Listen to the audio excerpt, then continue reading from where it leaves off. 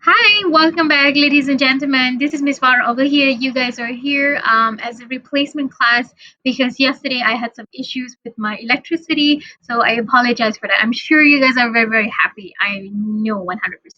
But yes, so this is our replacement class, and I think I don't want to do a lot of things in our class or in this replacement class, mostly briefing you guys on a few of the theories so that I don't have to talk about it in the class later. All right, so welcome, ladies and gentlemen, to ENL 2220. You guys are currently in week 4.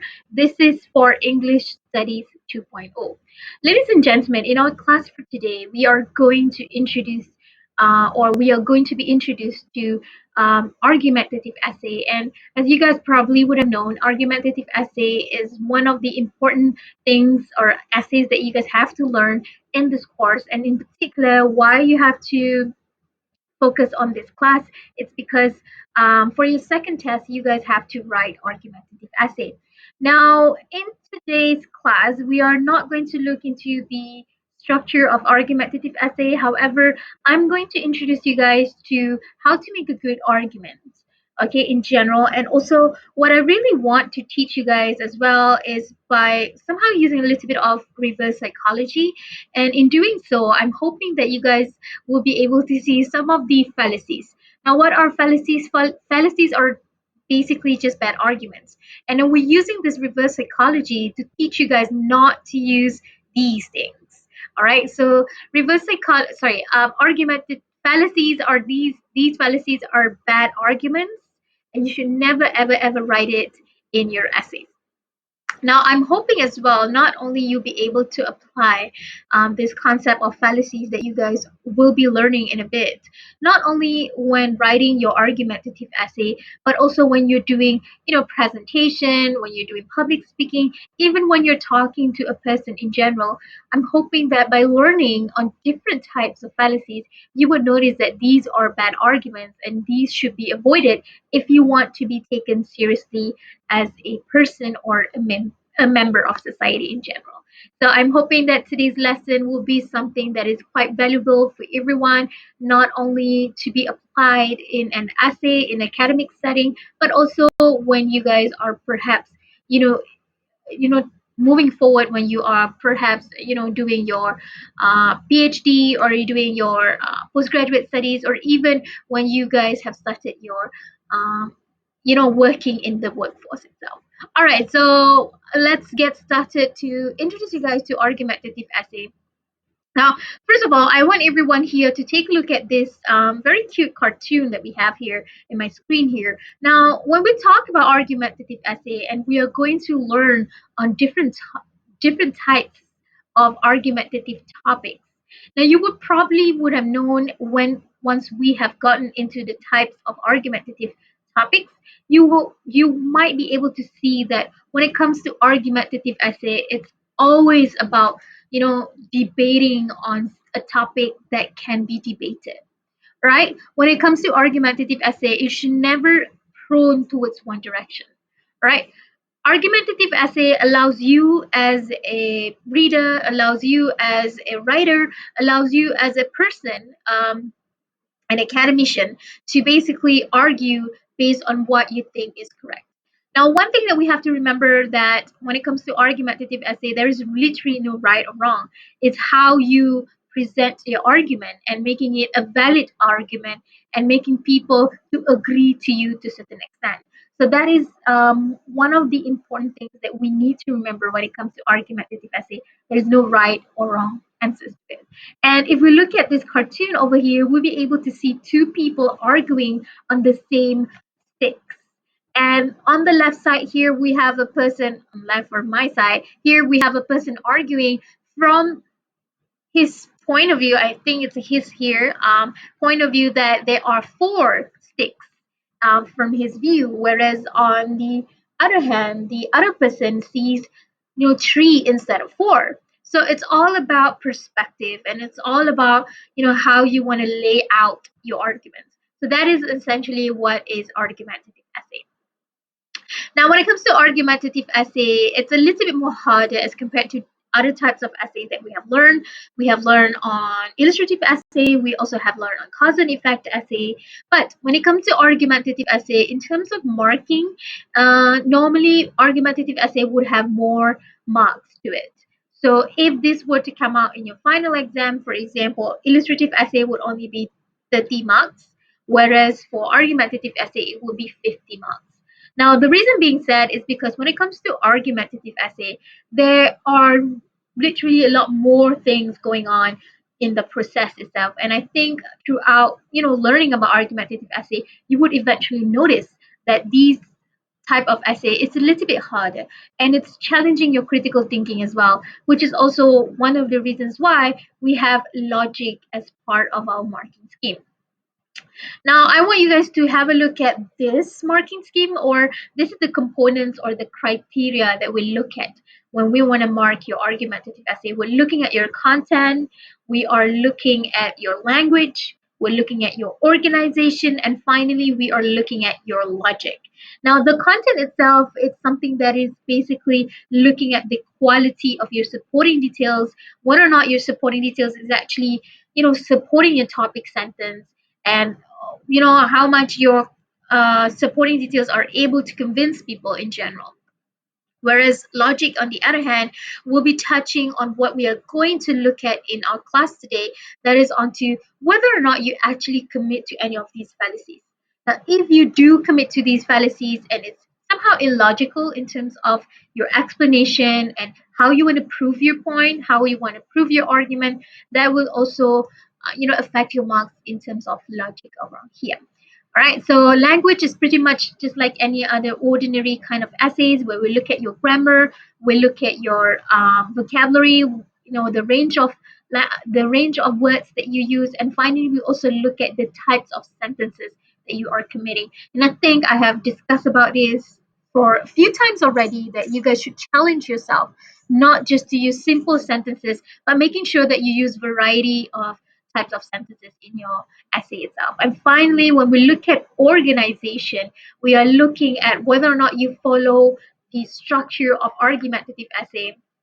And we are going to learn about it in class later for organization, where in argumentative essay, we do have one special type of paragraph as the fourth paragraph that we call it as counter argument, which can get a little bit challenging, if you can say it.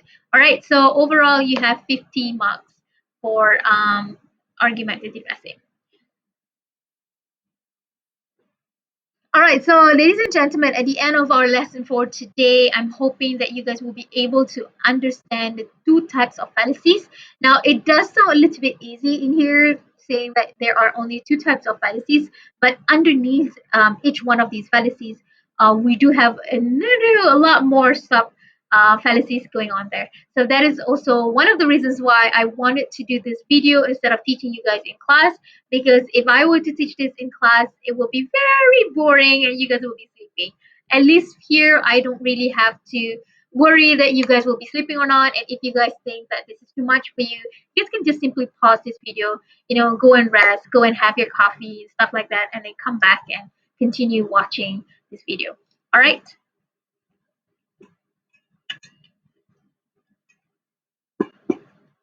All right, so let's get started with argumentative essay. What is argumentative essay?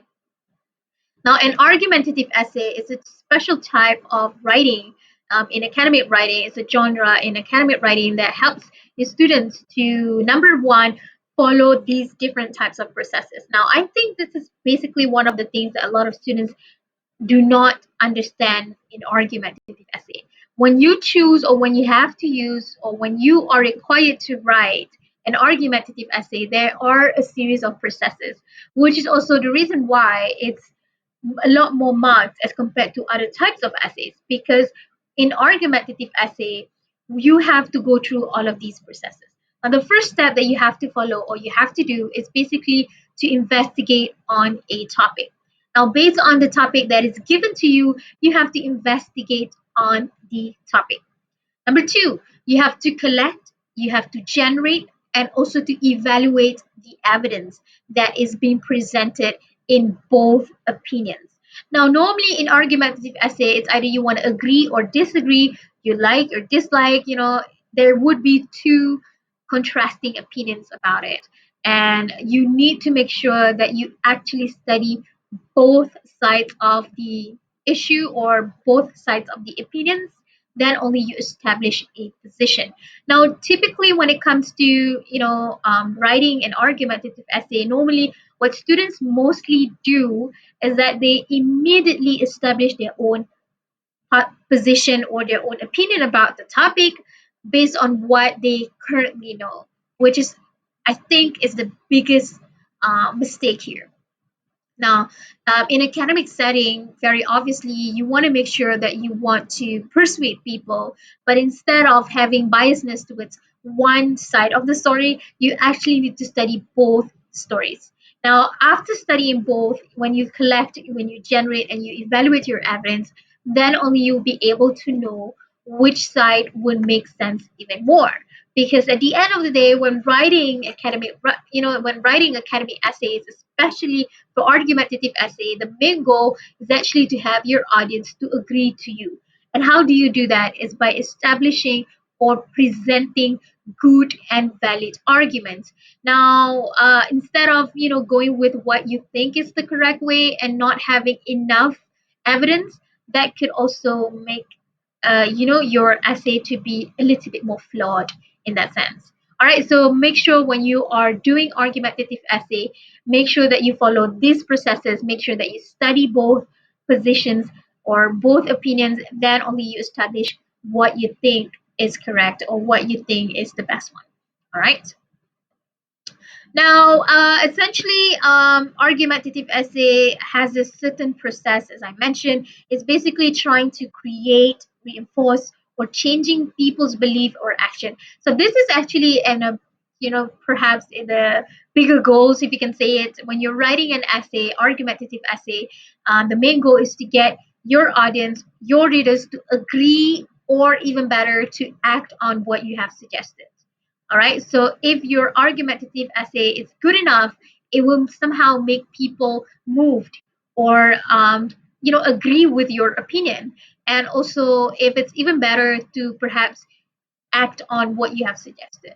All right. So perhaps there are some of the things that you know indirectly suggest in your essay, and somehow if it's a really good one, your readers might be changing their opinion and hopefully act on it and follow what you have suggested based on your essay. So that means that you have written a very, very impactful and a good argumentative essay. Kudos. Now, the psychology of argumentative essay is basically when people are reading your essay, essentially what your readers are doing in their mind is that they are actually engaging in what we call as a mental give and take. What it means that based on their own opinion, based on their own attitude, and also background information towards the topic, they are actually processing in their head itself, and then engaging in giving and taking all of the information and processing it in their brain itself.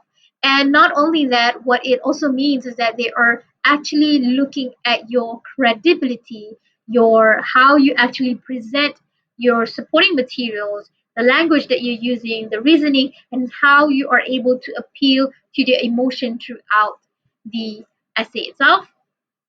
And actually, they are engaging with your essay by arguing and responding in their brain what they think or what they know based on what you have written in your essay.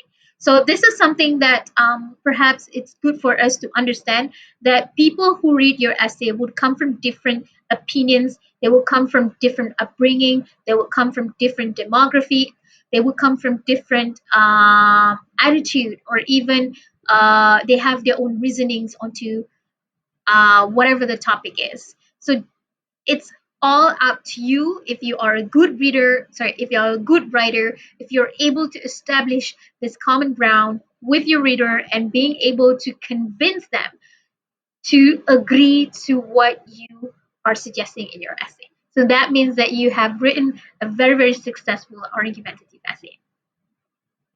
All right, so I think I mentioned this before, but we are going to reiterate once again. It's essential for you to follow or to have these skills when you are doing argumentative essay. And again, this is also one of the reasons why argumentative essay could be considered as slightly harder as compared to other types of essays.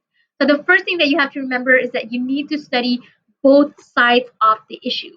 So as I mentioned before, you have to know what are the opinions from the agreeing side or even disagreeing side, so you'll be able to see which one weighs even more in terms of evidence. Number two, once you're done studying both sides, perhaps you have an inclination towards one side. It's okay, whatever side that is, but you have to remember that you need to develop some logical reasons. Now, this will be very much evident in your premises or in your supporting details. When you're trying to support your arguments, you need to have good and convincing reasons. All right. So the third skill is for you to be able to present both ideas. Now, I think I mentioned very briefly on counter argument, which is our fourth paragraph in argumentative essay. Now, in this particular paragraph, this is where you have to tell people or you have to introduce your reader to the opponent or opposite the point of view from the opposite, just to prove them wrong. So in order for you to do that, you really need to present or you need to be knowledgeable in both sides. All right, so that is also when you'll be able to identify which side has more strength and what are the weaknesses and how can you counter back those weaknesses. All right, so the fourth skill that you need in an argumentative essay is where you have to conclude the argument, and this is evident in your conclusion or concluding paragraph, and not forgetting the concluding sentence in each of your body paragraph, because you need to remind your readers what is at stake and what is going on as well. Another good skills in argumentative essay is to be able to connect the ideas logically. So we really want to see if there is any connection from your first argument with your second argument and how you'll be able to give a transition, a smooth transition from one to another. And finally, you need to be able to apply the correct format and also structure. You'll be able to see this as one of the important components in your marking scheme that falls under organization. All right. So let me go straight into what we want to look at. In today's lesson, we are learning about fallacy. Now, fallacy is essentially just bad arguments. You should never use this in your essays. You should never use this when you're arguing with people, or else people will question your credibility. All right. So let's move into fallacy. What is fallacy? Fallacy is a type of argument that contains a mistake in reasoning. Hence, it's a bad argument. Now, bad argument is not necessarily cannot be used, but you can actually improve on the uh, premises or the evidence to make it a good argument. But we're not going to talk about repairing arguments today. We're just going to talk about these are bad fallacies. And please do not do this in your essays. And I'm pretty sure a lot of you guys would somehow notice that we actually have done it. Not just you guys, but me as well. Like sometimes when I'm talking to people, when I'm, trying to make my own opinion about something, trying to say it about something, give my opinion, because, yeah, you would notice that some people, or even myself, me, I tend to do all of these. So this is also a good reminder for me to not to commit fallacies when I'm actually talking or when I'm writing in my essay. So there are two types of fallacies that we're looking at today. The first one is fallacies of relevance, and the second one is fallacies of insufficient evidence. Right. So let's take a look at the first one first. Fallacies of relevance is basically meaning that the premises, or what it means, premises here means evidence. Premises or evidence are logically irrelevant to the conclusion. So conclusion is the main idea of the whole argument. So if your if your supporting details are not supporting your topic sentence, this is what we call as fallacies of relevance. On the other hand, fallacies of insufficient evidence basically means that the premises, though it's logically relevant to the conclusion, fail to provide sufficient evidence for the conclusion. All right. So what it essentially means is that fallacies of insufficient evidence is that your evidence, your supporting details are not good enough, okay, and fail to prove your topic sentence. So in comparison to the first and the second one is the much worse than the first one. Okay. So let's move into the first one, that is onto the fallacies of relevance. There are 11 types of fallacies of relevance. Now, please don't get overwhelmed. You're not supposed to memorize all of these, but you're supposed to know what it means. And it's good for you to know what the term is called, and also it's good for you to be able to segregate or to differentiate between one and another. So you don't really have to memorize it, but it's good for you to know the differences between these things. All right, so let's move into the first one here. We have here ad hominem. This is a Latin word, and I apologize if I mispronounce it anyway.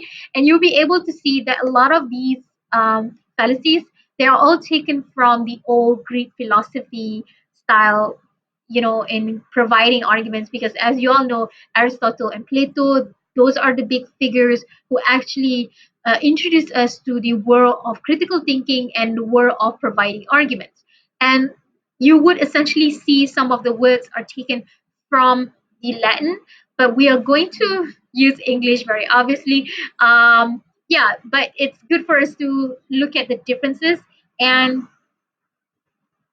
to know that they are somehow different from one another. So first one we have here, personal attack. Now personal attack is when we try to reject someone's claim or someone's argument by attacking the person's character and motive rather than looking at the person's argument or claim itself. And I think this is something that is very, very, very evident in today's world. Especially you would see this in a lot of WhatsApp where people try to attack someone, or even in social media, people would try to attack someone's argument by looking at the person's character or motive. So we have here an example. Hugh Hefner, who is the founder of Playboy magazine. I know you guys know what is the Playboy magazine, right? Has argued against censorship of pornography. But Hefner is an immature, self-indulgent millionaire who never outgrows the adolescent fantasies of his youth. His argument, therefore, is worthless. So you probably would have seen something very similar in your social media, in your Facebook, and Twitter, where people try to provide a claim or an argument by attacking the person's uh, character or motive. So here we see that Hugh Hefner, who is the founder of Playboy magazine here, perhaps he has uh, his own interest here into why he wants to censor pornography. But the reasons why Hugh here is arguing against the censorship of pornography is not mentioned here. He might has his own reasonings, which is unfair for us to not look at his point of view here. But this person, whoever who wrote this, attacking Hugh or Hefner's personal character here, he's saying that Hefner is an immature, self-indulgent millionaire who never outgrows the adolescent fantasies of his youth. So here, this is a really bad argument in a sense that you're attacking someone's character or motive and not looking at his reasonings or his claim or the reasons why he has that kind of opinion. So this is an example of personal attack, when you're attacking someone's character, when you're attacking someone's motive, rather than looking at what they think about the argument. So this is what we call as ad hominem. The second type is the attacking the motive. Now, attacking the motive is basically almost similar to the first one, but rather than attacking someone's character, you are actually criticizing a person's motivation for offering a particular argument or a claim. So here, you basically reject a person's statement or argument because you think that this person has a certain motive for making this statement. Let's say, for example, Professor Mettler here has argued in favor of academic tenure. But why would we even listen to him? Because as a professor, obviously he supports tenure. So you're attacking someone's motivation or someone's argument because you think that Professor Mettler has a certain motivation behind this. All right, so instead of going to Professor Mettler and actually listening to his argument onto why we should support academic tenure, you are actually attacking, saying that he has his own personal motive behind this. Okay, so the first thing that you have to do is actually go to the person who's giving the claim, listen to his argument. If it's any type of fallacies, maybe the person also committing a type of fallacy. So maybe that is also a reason why you should reject the person's argument. But this example here is basically a person is trying to attack on Professor Matler's argued in favor of academic tenure around here. All right. So the pattern that we can see when it comes to attacking a motive is that X or a person is biased or has a questionable motive, therefore X arguments or claims should be rejected. Okay, rather than looking at the actual claim or the actual argument towards the topic, X's argument, the person has decided that this person or X is someone who is biased and has a questionable motive. So instead of doing that, you should really look at the person's argument and see if if they are committing to any fallacies, if there is enough evidence to it. If it's not, probably you can reject the person's argument.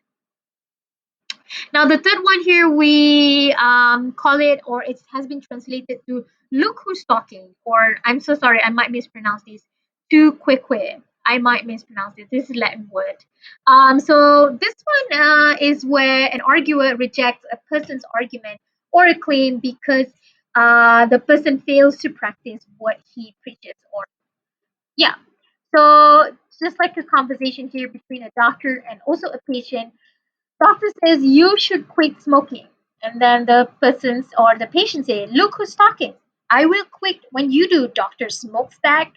So here, instead of looking at the benefits of quitting smoking, you're actually looking at the person who is giving you the advice, right? And say that, oh, unless you stop smoking, then I would stop smoking. But what we should really look at in a bit more general view here is the benefit of quitting smoking, not who actually give you the advice. I know this is hard. This is hard for us to do because at the end of the day, we'll be judging whoever who said that to us.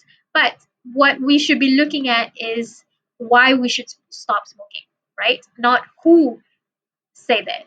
Okay. I mean, it's good that we try to practice what we preach, but in case if someone comes to you and say like, "Hey, quit smoking," and you be like, dude, you smoke as well. So yeah. Okay. Right. So I think a lot of us do use this in a lot of our everyday life. Okay. So the logical pattern that you can see when for this particular type of fallacy is when X fails to follow his or her own advice, therefore X claim or argument should be rejected. The number four fallacy that we're learning today is two wrongs make a right. So this is actually something that I think I've done it when I was little.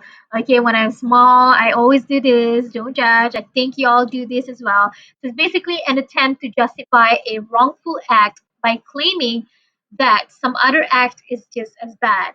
So an example is this is not this is not what I do, okay?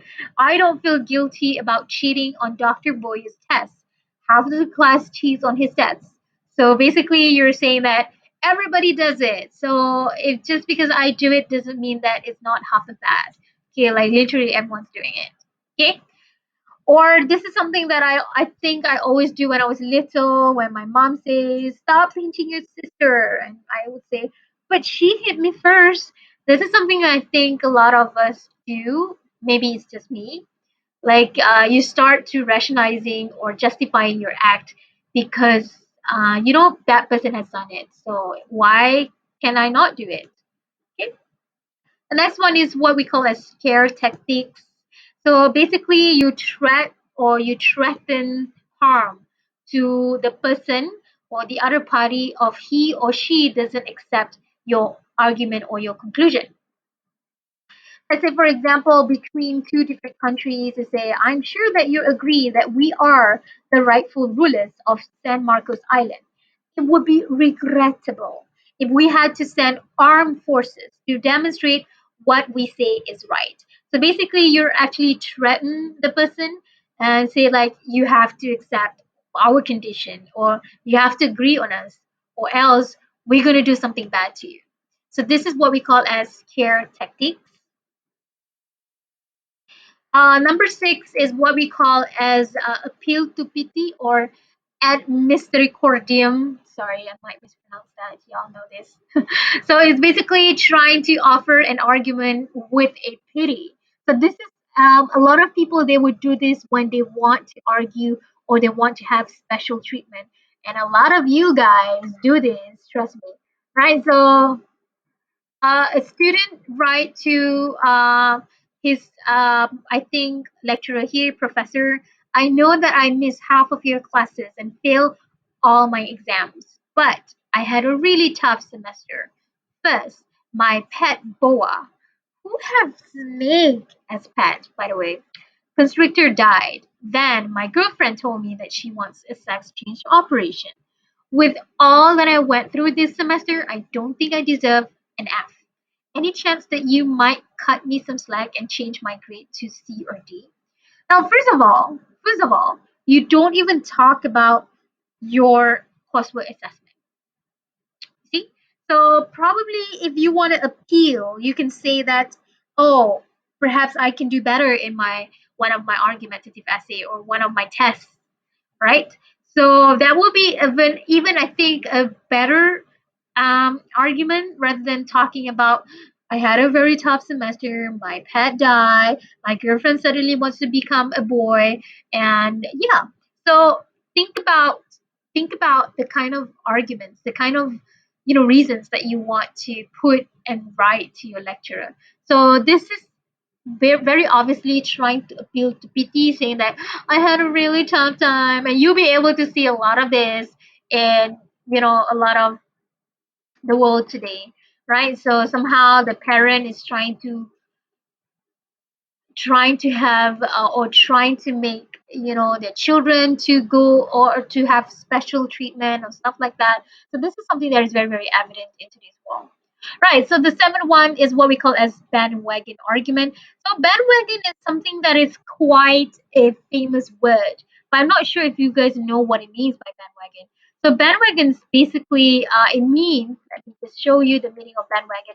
It's basically referring to something that is in trend, yeah, something that is popular, something that is fashionable, something that is onto the pleasing side of the society, if you can say it. So bandwagon argument is basically when you want to fit into the society. You want to be considered as accepted or valued or desired. All right. So that is what we call as bandwagon argument. All right. So here, an example would be all the really cool kids at East Jefferson High School smoke cigarettes. Therefore, you should too, because everyone who's popular, they smoke weed, they smoke cigarette. You should too. So, another one is here is by trying to appeal to the person's saying that you're pretty, miss, you're pretty today, you're pretty every day, please give us extra money, please. I'm sure you guys have done this. Okay. So these are what we call as bandwagon argument. So you saying that because the person is pretty and you want to be, you know say that, oh, it's popular or it's valued or it's it's accepted in a society. So basically, you are trying to commit to bandwagon argument. The next one, the next one is what we call as straw man, and I think straw man is a little bit hard. It's basically you are trying to misrepresent a proposition, um, proposition that is set up because it's easier to defeat than the opponent's real argument. And basically, it's just putting words into one's mouth. All right, so it basically means that you're trying to exaggerate, you're trying to misrepresent or fabricate someone's argument because probably the person is giving a really valid argument and you don't know how else you want to, you know, you want to counter back that. So you are fabricating, you're misrepresenting, and you're exaggerating it. Okay, so when you do that, it makes you really lack of integrity. So an example would be here. Okay, so we have here the first evidence or the whole idea of the argument here is that advertisement for beer should be banned from TV. So this is essentially what the main idea of the whole argument. And how do we support that, or how this person supports it? By saying that advertisement for beer drinking encourage underage drinking. Sorry, beer advertisement for beer encourage underage drinking. That would be um, the first argument or the first claim here. The second one is underage drinking often has negative consequences. So instead of looking at this whole argument in general, okay, this one person who's really, really annoying, they would say, yeah, but people will never give up drinking beer. They have done this for, doing it for ages. You know how I think a lot of people do this, like when a person give you like an argument or opinion about something and they just kill you with one remark that is completely nonsense. Like um you should really look at the argument here, if the premises are good and if the premises are actually supporting the conclusion. But instead of looking at that, you are you know exaggerating and say like, but your point of view is invalid because people will never ever ever give up drinking beer. They have been drinking it for ages. So I think it's a lot of common. There's a lot of people in social media particularly, they would do this, and this is what we call as straw man. All right. So strawman's logical pattern is X view is false or unjustified. Okay, but where X view here has been unfairly characterized or misrepresented, therefore X view should be rejected. Right. So the next one is what we call as red herring. So red herring is actually, if I don't know if you guys are into fishing and stuff like that, but herring is a type of fish. Yeah. So herring is a type of fish. Excuse me. So I just would like to share with you guys how red herring got its name. So basically, it happened when there was a prisoner who tried to escape from the prison, and basically, I think the prison was somewhat around the ocean or something, and the prisoner escaped the prison and jumped into the ocean in a group of red herring.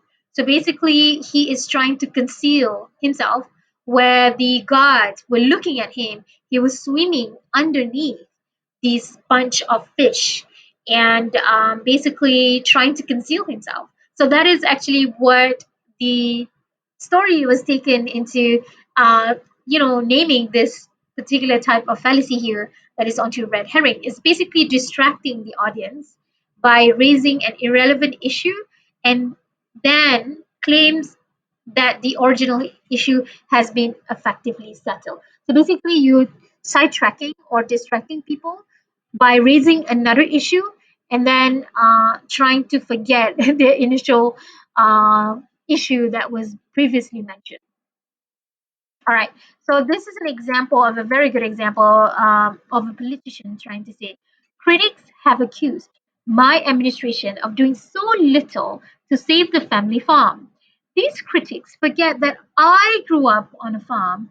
I know what it's like to get up at the crack of dawn to milk the cows. I know what it's like to work in a field all day in the blazing sun. Family farms are what make this country great. And those who criticize my farm policies simply do not know what they're talking about. So basically, this is something that is very, very actually evident in a lot of politicians these days. So you are looking at, you're introducing to one more thing rather than answering to the main question here. So what this person or what this politician should be answering is how much your, portfolio, how much your administration have done to save the family farm. Now, instead of answering to those critiques on that, this person is actually only providing examples of life when he was in the farm, which is completely irrelevant, completely sidetracking people with another story that is completely irrelevant. So this is what we call as red herring. Now, the next one is what we call as equivocation. All right. So basically, using an ambiguous language. Ambiguous language means that a language that can have another meaning. Okay, a word that has different meanings to it, to conceal the truth or to avoid committing oneself or to lie. Okay. An example would be, let's take a look at the second example here. I think the second one here is a little bit more easy. So the second one here, we see that a feather is light. Okay, so light here is meaning that it's not heavy. Light cannot be dark. So this person is playing around with the word light. And we know the second sentence here, light here means the light, these lights, right? So this person is using or taking advantage of the word light that is ambiguous, that has two meanings, all right? So, and using it in an argument. Therefore, a feather cannot be dark. So this is a really bad argument. This is a bad argument. This is what we call as equivocation. Finally, the last one is what we call as begging the question. So begging the question is essentially restating the conclusion in slightly different word. Excuse me. A is because of B, B is because of A. Bungee jumping is dangerous because it's unsafe. Literally, unsafe and dangerous means the same thing. Okay, so that is what we call as begging the question. All right, so basically, we have learned 11 different types of fallacies. And the first one, that is fallacies of relevance. We have personal attack, attacking the motive, look who's talking, two wrongs make a right, appeal to pity, bandwagon argument, scare tactics, red herring, strawman, equivocation, and finally begging the question. Again, you guys don't really have to memorize all of these, but you need to know the difference. And please make sure the next time when you're making an argument, when you are speaking or even when you're writing, try to avoid any of these fallacies. All right. So let's get into the next one, that is the fallacies of insufficient evidence.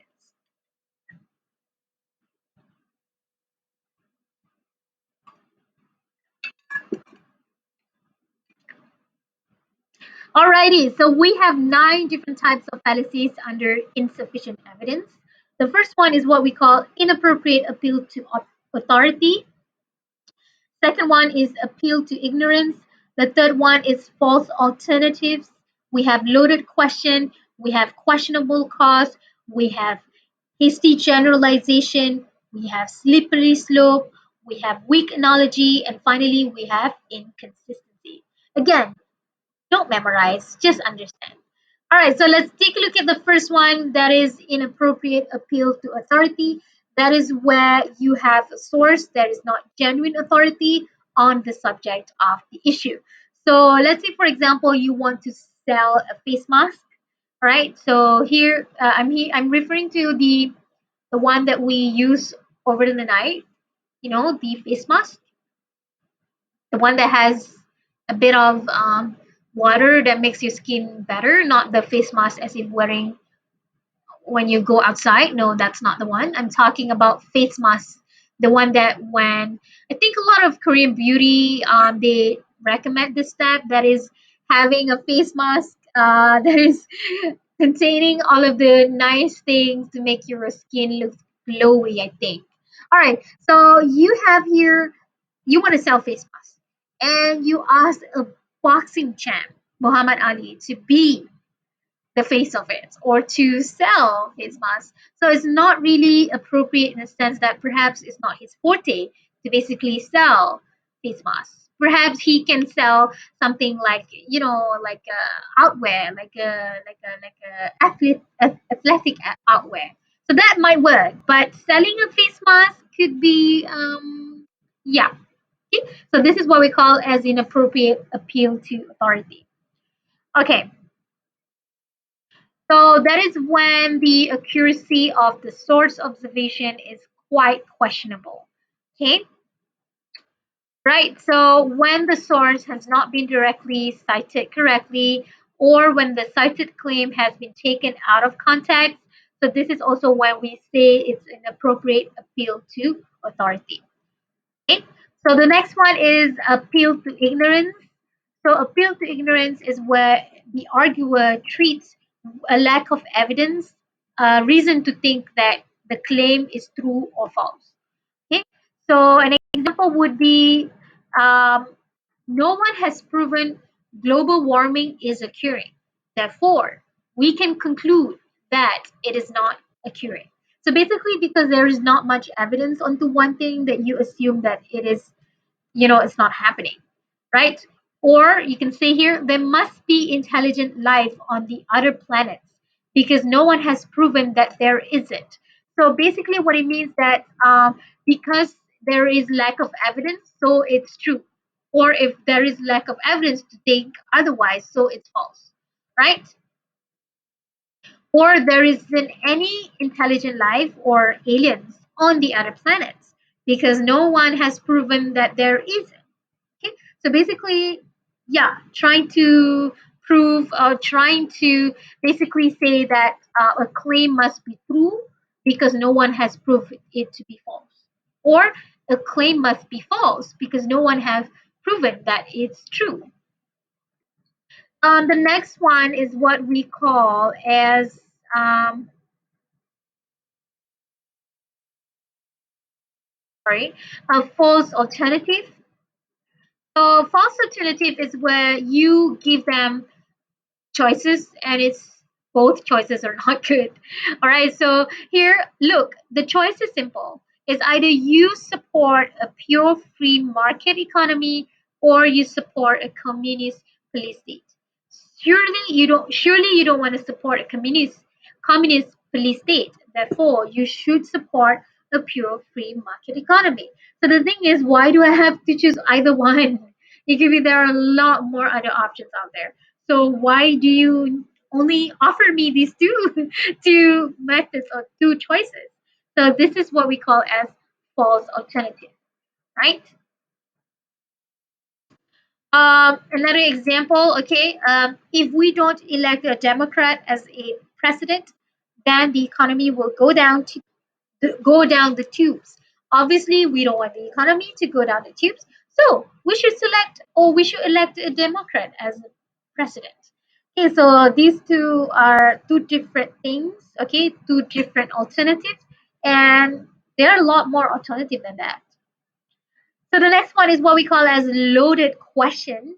So loaded question is where the question contains an unfair or questionable assumption. Let's say, for example, like, have you told your mom that you're gay? Have you stopped beating your wife or your girlfriend? So the question that you ask the person has really unfair, and it gives you no how to say, like, attacking you, and like there's no way to say like yes or no. Like it's just problematic. The question itself is just problematic, and it's so unfair for you to say that, and it just offends people. So that is what we call as loaded question. The next one is what we call as questionable cause. Under questionable cause, there are three different types. The first one is post hoc fallacy, the second one is mere correlation, and the third one is the oversimplified cause. Now, for post hoc fallacy is where the arguer assumes without enough evidence that one event, A, occurred before another event, B. So, A is the cause of B. Example: how do I know that ginseng tea is the cure for a common cold? Last week I had a really bad case of sniffles. I drank a cup of ginseng tea, and the next day or the next morning, my sniffles were gone. All right, so just because you tried it one time last week, okay, you had a common cold, you tried it once, okay, there's not enough evidence on it, you need to use it a couple times, you need to use it to different people, different background, to see if it's actually working. But without even the enough evidence, you can, or you simply assume that, okay, ginseng tea is the best cure for a common cold. Now, the second one is what we call as mere correlation fallacy. That is when an arguer assumes without enough or sufficient evidence because of A and B happen almost together, always together, then A must be the cause of B or vice versa. In an example, one Monday morning, I stay up all night partying, had eggs for breakfast, fail my calculus test. Wednesday, I stay up all night partying, had eggs for breakfast, and I failed my biology test. On Thursday, I stay up all night partying, had eggs for breakfast, and failed my history test. So this person has been failing 3 times already. Obviously, to do better on tests, I must stop eating eggs for breakfast. Now, rather than looking at some other things such as partying, okay, this person assumed that the main reason that he failed is because he eats eggs for breakfast. So because eating breakfast and also failing a test happen all together, always happening together, you assume that A, that is eating breakfast, is the main cause of you failing the test. So this is what we call as mere correlation fallacy. It's just happening mere correlation. Finally, or the third one under questionable cause is what we call as oversimplified cause fallacy. This is when the arguer assumes, without having enough evidence, that A is the only cause of B, but probably there could be other causes of B. Okay, an example would be, okay, violent crime has steadily declined in recent years. Obviously, tougher imprisonment policies are working. So we have a new policy that is onto tougher imprisonment. Right. So you assume because of that, the violent crime has steadily decreased. Now, it could be one of the contributing factors, but it could not be the only one. It could also mean that the economy is doing well and people don't have to, commit crimes because everything is enough for them, or they are progressing well as a society, or we're doing everything that we can, the economy is good, people have jobs, they don't have to rob a bank, or they don't have to do crimes because they have everything. So that could also contribute to these violent crimes, so steady violent crimes, so declination of violent crimes. So there could also be a lot more other reasons to this, and you should never assume because of one thing, indeed that is the only reason why. So if you're doing that, it means that this, or the kind of fallacy that you're committing, is oversimplified cause fallacy. Right. The sixth one is something that a lot of you guys do in your essay. It's what we call as hasty generalization. That is when you provide a statement that exists that everything or almost all things of certain stereotype group has a certain quality or characteristic, right? For example, my father smoked 4 packs of cigarettes a day since the age of 14 and live until the age of 69. Therefore, smoking really cannot be that bad for you. So basically, you are overgeneralizing one simple case. Probably your father has a really good gene, probably your father is doing exercise, or probably your father is doing steadily, but it could not be applied to everyone in the whole population. Okay, right? Just because you have one Asian friend that is good in math, you cannot really overgeneralize saying that every Asian are good in math. Okay, so that is another example of hasty generalization. The next one is what we call a slippery slope. Slippery slope is when an arguer claims, without having enough evidence, that a seemingly harmless action, if we take it, that can lead to a disastrous outcome. So an example would be, okay, if we legalize same-sex marriage, okay, it would undermine respect for traditional marriage. Traditional marriage is the foundation of our society. If the foundation is destroyed, our whole society will collapse. Thus, we must want to prevent the complete disintegration of the society. We must oppose to the legalization of same-sex marriage. So by saying that, by having one harmless action, it will lead to something that is even much more bigger. Okay, so that is onto slippery slope. Okay, the next one I think is what we call as the weak and analogy. This is the second last one. Okay, so that is when an arguer compares two things that aren't really comparable in relevant respect. For example, comparing oranges and apples. Okay, these are two completely different fruits. They cannot be compared. Another example here, teachers of false religions are like carriers of deadly plague. Just like how we rightly quarantine plague victims to prevent them from infecting others, we should quarantine these teachers of false religion to prevent them from spreading the spiritual poison. So here, basically, you're comparing teachers of false religions, like the person who carries a deadly kind of like a virus here. So this is what we call as a weak analogy here. Finally, we have the last one, that is inconsistency. Right. So inconsistency is where an arguer asserts inconsistency or inconsistent claims or contradicting claims. Let's say, for example, here we have a conversation between Pearson and his roommate. Pearson has Pearson says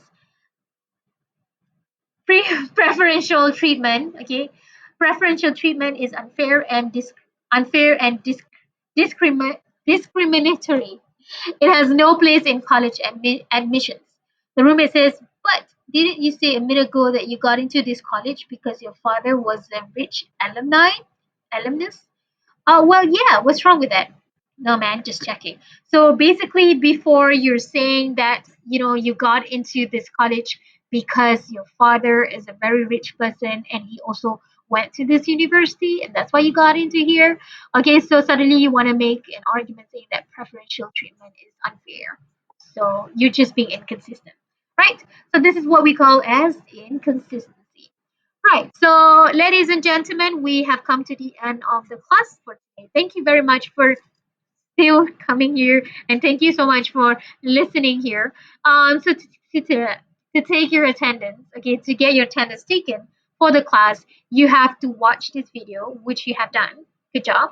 And also to complete a simple blackboard quiz on fallacies, which I already have uploaded in your blackboard. So thank you very much for staying and listening to my class. I hope to see you guys in class. Bye.